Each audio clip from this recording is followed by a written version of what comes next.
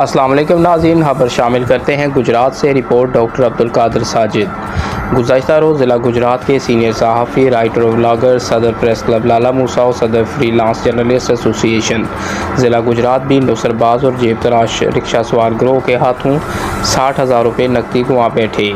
Report थाना शहीन में दर्ज करवा दी गई। मिलने वाली तफसीलात के मुताबिक 22 अप्रैल दिन 1 बजे मेयर ज़फ़र इकबाल ज़फ़र फैसल होटल के सामने से सर्विस मोड़ की जानिब जाने के लिए रिक्शा पर बैठे कि जो ही सड़क पर पहुंचे तो पीछे से एक रिक्शा आया और इसने कहा कि मोड़ की तरफ जाना है तो आए बैठ जाएं। रिक्शा की फ्रंट सीट पर 2 कस नामालूम पहले से बैठे हुए थे।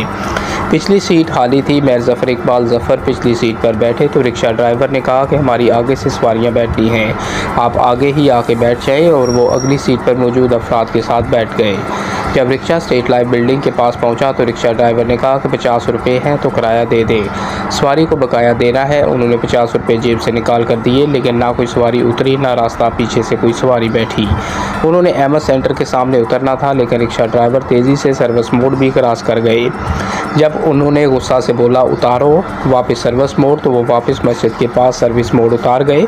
मेयर ज़फ़र इकबाल ज़फ़र फ्रूट लेने के लिए जेब में हाथ डाला तो 60,000 रुपये शलवार की जेब से गायब था, जो रिक्शा पर बैठे किसी शख्स ने निकाल लिया था। रिपोर्ट 22 अप्रैल को दर्ज होने के बावजूद ताहल पुलिस की जानिब से दरख्वास्त दहिंदा के साथ रब्ता नहीं किया गया।